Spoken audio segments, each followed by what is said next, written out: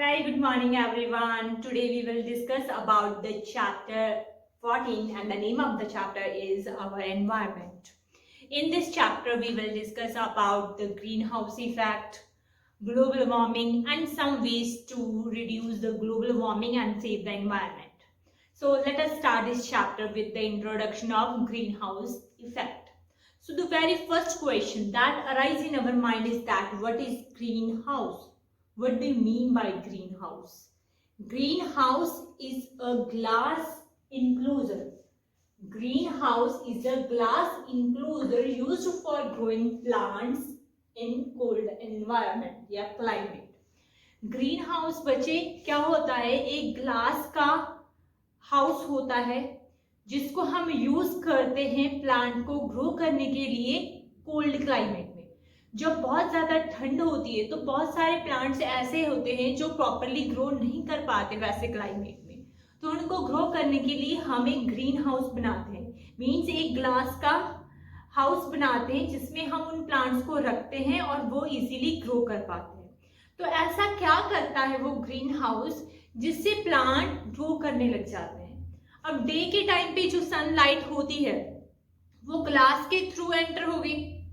Green house में आपको बताती हूँ, आपने देखा भी होगा कई जगह पे, जैसे ये कुछ प्लांट्स हैं, प्लांट्स के ऊपर एक ग्लास का इंक्लोजर बना देंगे, ठीक है।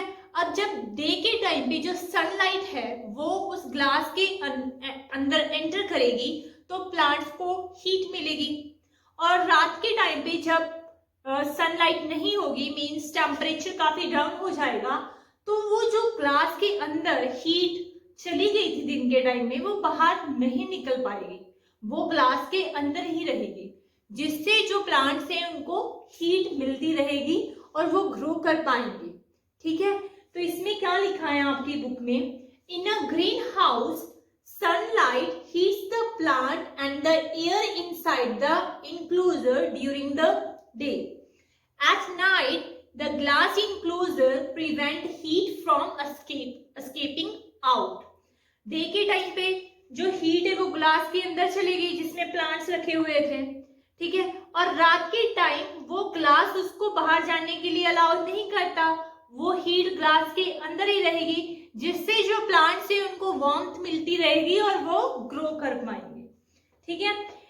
ऐसा ही हमारा एटमॉस्फेयर है, इस ग्लास की तरह, इस ग्रीन हाउस की तरह ही हमारा जो एटमॉस्फेयर है वो एक्ट करता है। हमें पता है हमारी अर्थ के अराउंड गैसेस का एक ब्लैंकेट होता है जिसको हम एटमॉस्फेयर कहते हैं, और ये एटमॉस्फेयर भी इस ग्लास इंक्लोजर की तरह वर्क करता है। कैसे? अब सन से लाइट आई, ठीक है, दिन के टाइम पे सन से लाइट आई, हमने उसको ऑब्जर्व कर लिया, बट बाद में उसको ऑब्जर्व करने के बाद हम उनको वापस भी छोड़ देते हैं, लाइट को, हीट को, और वो हीट वापस फिर एटमॉस्फेयर में चली जाती है। बट एटमॉस्फेयर के अंदर कुछ गैसेस होती हैं जो उस हीट को ट्रैप कर लेती हैं और एटमॉस्फेयर से बाहर नहीं जाने देती, और जिससे जो हमारी अर्थ है वो थोड़ी सी वार्म रहती है।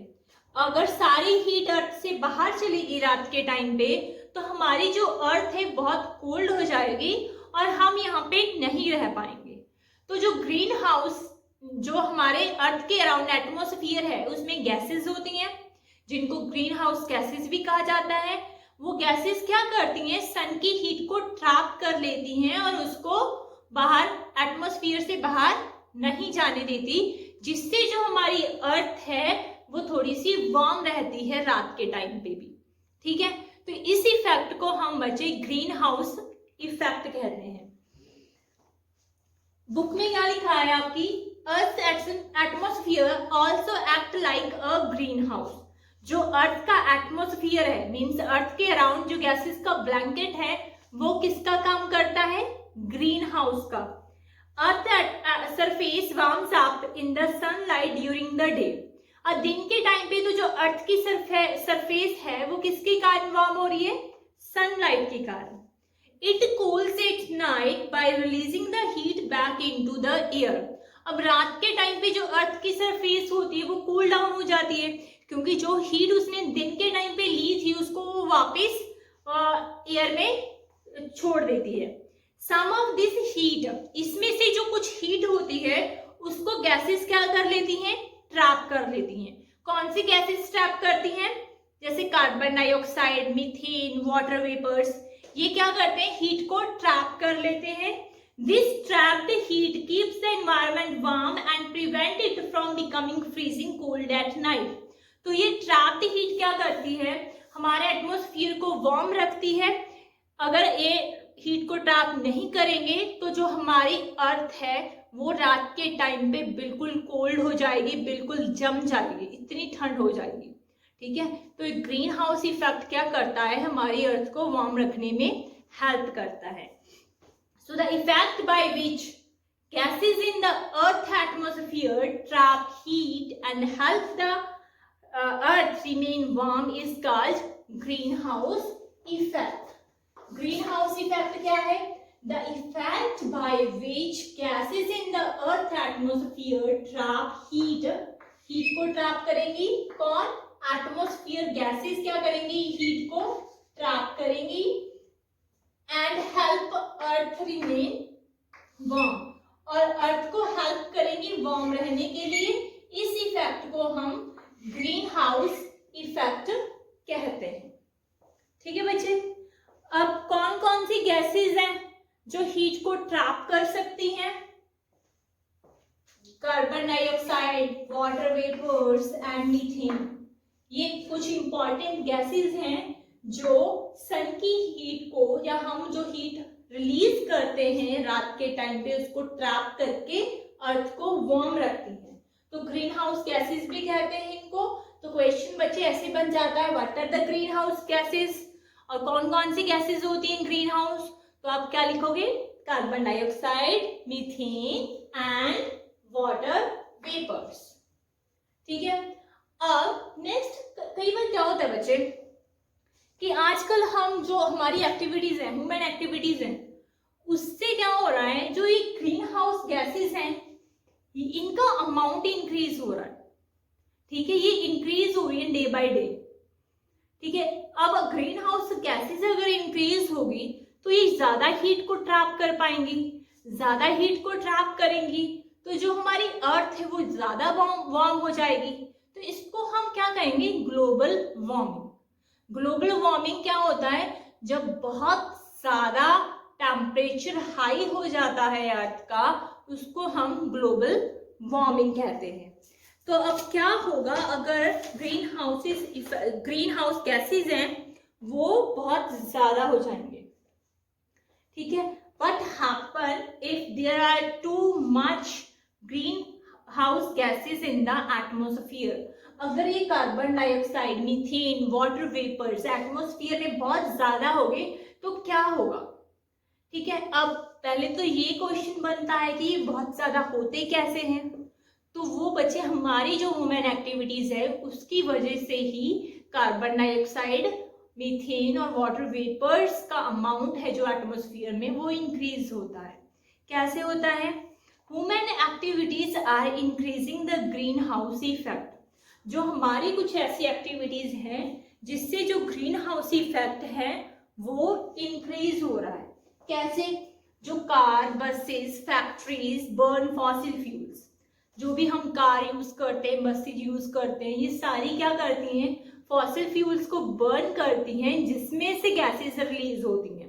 जब फॉसिल फ्यूल बर्न होता है, कोल, पेट्रोलियम, ये सारी चीजें जब बर्न होती हैं तो उनमें से धुआं निकलता है, गैसेस निकलती हैं। उन गैसेस में कौन सी गैस हो सकती है, कार्बन डाइऑक्साइड, मीथेन रिलीज होती है।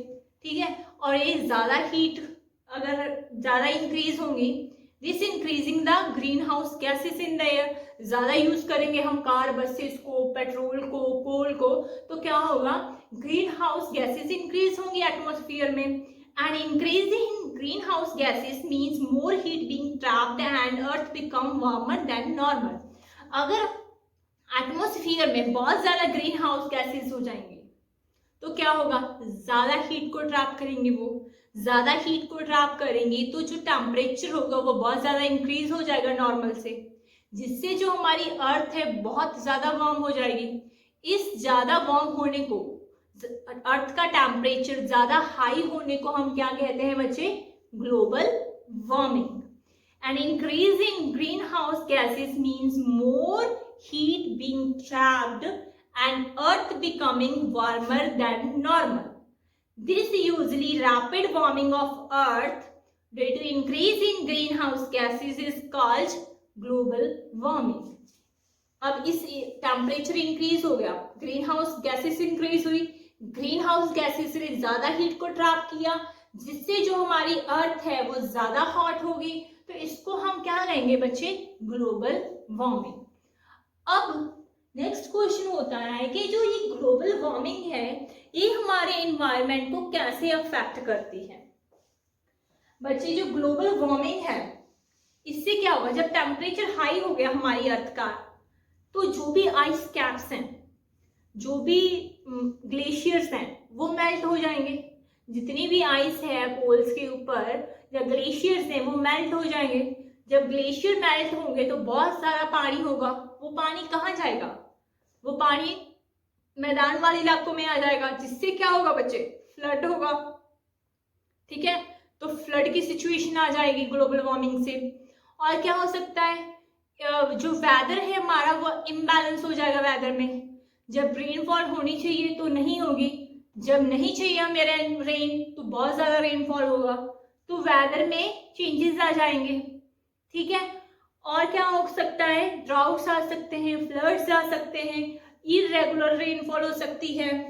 तो जो भी कोस्ट लाइन के आसपास के एरियाज हैं, समुद्र के आसपास के एरियाज हैं, जब समुद्र में पानी बहुत ज्यादा हो जाएगा तो उन एरिया में फ्लड आ जाएगा, तो उनकी लाइफ डेंजर में चली जाएगी।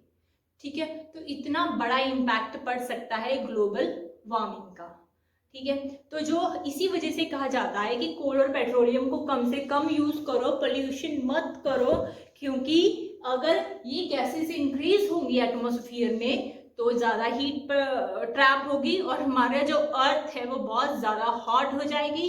हॉट होगी अर्थ तो ग्लेशियर्स मेल्ट हो जाएंगे, ग्लेशियर मेल्ट होंगे तो फ्लड्स आ जाएंगे।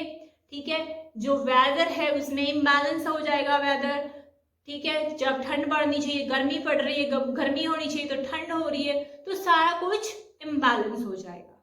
ठीक है, तो इसको हम कैसे ठीक कर सकते हैं या कैसे ग्लोबल वार्मिंग को हम कम कर सकते हैं, इसके बारे में बच्चे हम नेक्स्ट क्लास में पढ़ेंगे। ठीक है बच्चे, आज की क्लास में इतना ही। आई होप आपको समझ में आया होगा। अगर कोई डाउट रह भी गया बच्चे आपके माइंड में तो आप मुझे ऑनलाइन क्लास में पूछ सकते हो। ओके बच्चे, thank you, have a nice day, take care, bye.